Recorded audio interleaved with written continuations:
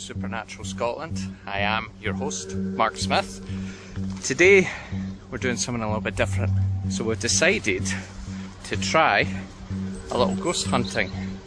Now, you may wonder why I'm in the woods on a Monday morning. I know this isn't the best time to start off. This is a kind of test of equipment. So I wanted to come to a kind of abandoned old ruin of a house. Managed to find one nearby called Claysyke. Well, I found out the name after quite a lot of investigation online, checking old maps, and it was occupied. It would have been the 1800s, I think, I read, by Mr. Wardrop, who was an employee of a farm. But now it's a ruin, so I wanted just to test our equipment first by coming down here, seeing. You never know what you'll get, but I've been doing a lot of research and reading, and a lot of things suggest the best time is very early morning. I'm guessing witching hour, 3 AM, or dusk, whereas on a lot of the programs you see it's the middle of the night. I think that probably adds to atmosphere. Yeah, I thought I would come out and do a little bit of a test. Okay, so because there were a couple of weird things happened after the introduction here, I decided I needed to add commentary because the sound just was all distorted. Just to mention, I've cut bits of the introduction just to make it a little bit shorter for this video. Obviously if I was to do a proper one you would have a full length, but because this was more of a test, I've just added commentary and cut it back a little bit. Okay, so something very bizarre happened. First of all, I mentioned the audio was corrupt. All the recordings near the ruin were corrupt, all the video files. So I copied them to the computer, they wouldn't play. I then noticed that only the videos from the ruin had disappeared from my phone. After about 3 nights of messing about with the videos, I have managed to make them kind of play. As you can see, it keeps flickering between video and black screen, but I tried a few different things and this was the best I could do. But not only that, as I mentioned, the audio is totally messed up. So that is the reason for commentary instead of actually hearing the video itself, so apologies about that. Listen to this and you'll hear the really strange corrupt audio.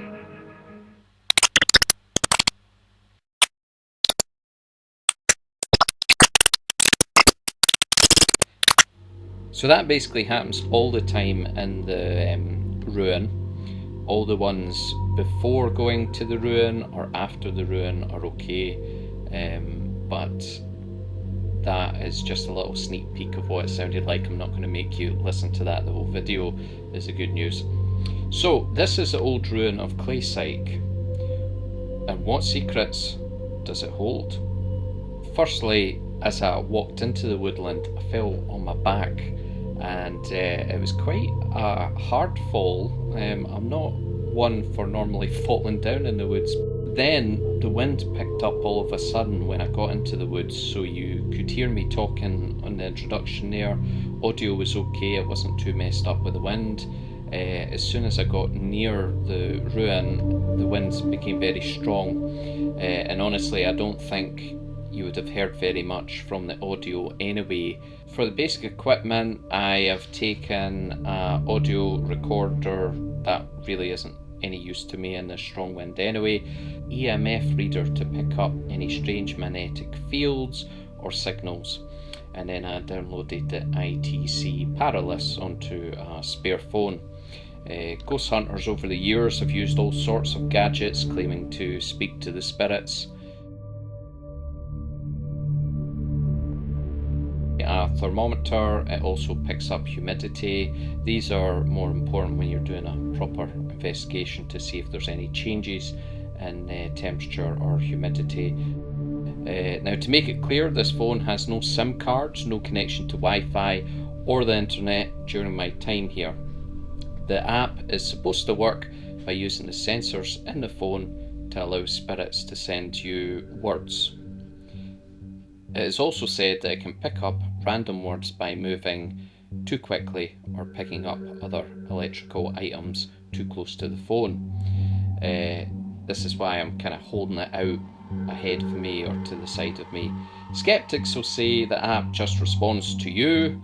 I have read online it has been proven that it does not access the microphone, and I would also point out that it was really windy, so I don't honestly think it would have picked up what I was saying anyway. Now, as it doesn't have a SIM or access to the Wi-Fi, then it doesn't have access to the internet to find out, any information about the area, as some skeptics would say. It's also quite a small app, so it's unlikely it's going to have almost like an AI kind of response system.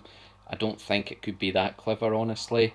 And yes, at times I believe it probably does send out random words, picking up random signals. But the words I received, I believe they were quite accurate.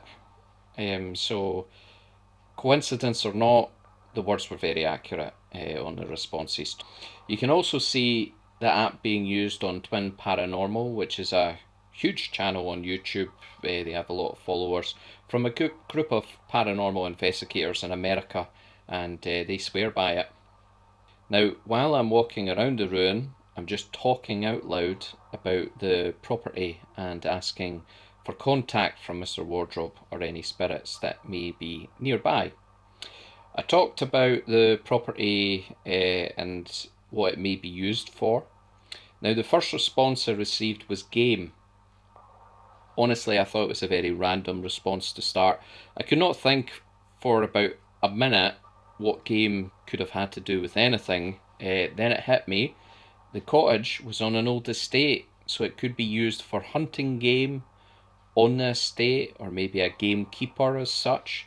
At this point, there wasn't much from the EMF reader, although it would flicker now and again. I moved the camera over to the other side of the cottage. Next, I was talking about how many people lived in the cottage, whether it was just Mr. Wardrobe or a family or, colleagues as such. The app then responded 4. Now, there was a certain corner I kept getting a reading from the EMF reader now and again while pointing in that direction, and it was actually going all the way up to yellow reading. Now, I've heard and I've read that the weather and how strong it is can sometimes kind of cause an energy for the ghosts, the spirits. It can make them stronger as such. That's just a theory, I have no idea, to be honest. But I wonder if maybe the weather was giving something a little bit more power during the day than it would normally have. So the EMF reader was nowhere near the recording equipment. As you can see, I'm holding it in the different direction. I would also add, earlier I had the EMF reader right beside the phone and it was not flickering up as far as yellow, it was just kind of flickering to green, but that was with the phone right beside it. I then had a response, leased. Straight away I thought the word leased as in a property is leased, so that suggests Mr. Wardrobe leased the property and 4 people lived in it, and it was used in some form to do with the game on the estate. After this, I talked out loud about what had happened to the property. Perhaps it was a fire or it was left to ruin, and this is when I had quite a surprising response. It said demon. Now, I admit at this point I was a little skeptical, and I thought I was going to get a whole lot of nonsense from the app at that point. Very close to the demon response, I received another response saying safe. I did not get any more responses after this, but I probably did cut the contact short, as I thought this wind and rain is getting worse and I have to make my way through a woodland with damaged trees from a previous storm and walk back to my car. So I stopped the recording at this point. You can hear in the next video how bad the wind was, but the audio did kind of work, thankfully, in that one. Okay, so I've decided, because it's far too windy, we're going to call it some interesting responses, I think, for the short time we were here. Plus it's during the day, so you can't really expect much, during the day. So I think this might be a good location to come back to during the night, or maybe early morning, even dusk, from some of the things I've read. Early morning and dusk are the best times. So yeah, I think it's going to be a future visit with a little team and some equipment, so that we can get a little bit better readings, and hopefully you can hear me on this ridiculous hunt. But I'm going to call it for the day, and I'm going to get a little test of the stuff to see that it works.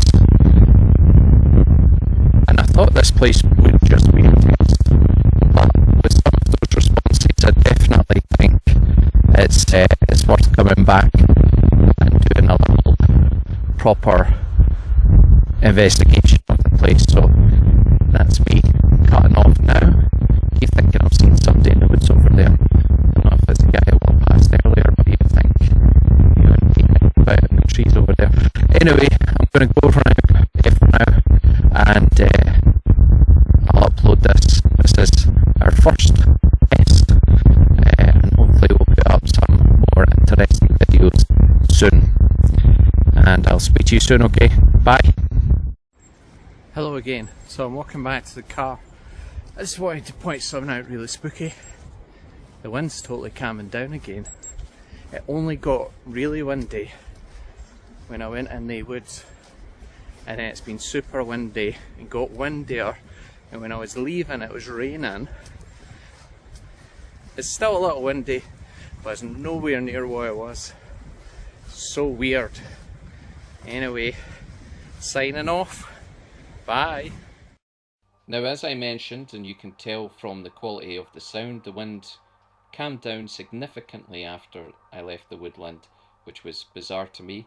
It was only that night when I tried the videos on the computer I found out they were corrupt, and after messing about with them, I got them kind of working after about 3 nights. The bizarre thing being the fact they disappeared from my phone also, just the ones in the ruin, not the ones out with the ruin. Now, this is a new phone, and no other pictures or videos have corrupted on it so far. I had all the correct video codecs downloaded onto the computer, it transferred fine with no errors. I had no explanation for the corruption of these specific files at the ruin. You can explain away the weather being Scotland, just total coincidence. It got stronger at the ruin, and then it calmed down again when I left, although that is quite strange that it just calmed down so much, because it was very strong at the ruin and it got worse and worse. Also, yes, I could have just slipped and fell, total coincidence. It did feel like I fell right onto my back with some force, however, rather than just slipping or just tripping over. I fell backwards onto my back pretty hard. Skeptics would also explain away the things that happened. To me, all the things together really make me wonder, what if? But everyone will have their own thoughts on what happened, whether it was supernatural or coincidence. Some people, they just don't believe, and that's okay. You could show a skeptic total proof and they would still find a way to explain it away, or just suggest that you've made that up. You're never going to convince some people, and then some people want to believe, and sometimes a little bit too strongly, and they get tricked. So there's a kind of balance there. I'm not going to stand here and say that, it definitely was supernatural, but when you've got the wind increasing in strength, falling over on my back quite, painfully, you then have the videos not actually working correctly, going corrupt at the ruins but nowhere else, and the audio on them is obviously corrupt. You've got them disappearing from my phone, and then you've got the very specific replies from the phone. Now just remember, no SIM card, not connected to Wi-Fi, far too windy for it to pick up through your microphone anyway. Although, as I mentioned, people have actually checked and apparently it doesn't access your microphone anyway. And if it wasn't connected to anything, how would it be able to know where you were to kind of come up with the responses in which it did? So all of that together really makes me wonder. It was a bit creepy, especially on my own. But next time I do plan to do a little bit more investigation with maybe a couple of teammates and a bit more equipment to help, and then at least I have a couple of witnesses if anything strange happens again. So I hope you enjoyed this little test that kind of went a little bit more spooky than I'd intended. And thanks very much for watching. Keep tuned for more videos coming soon.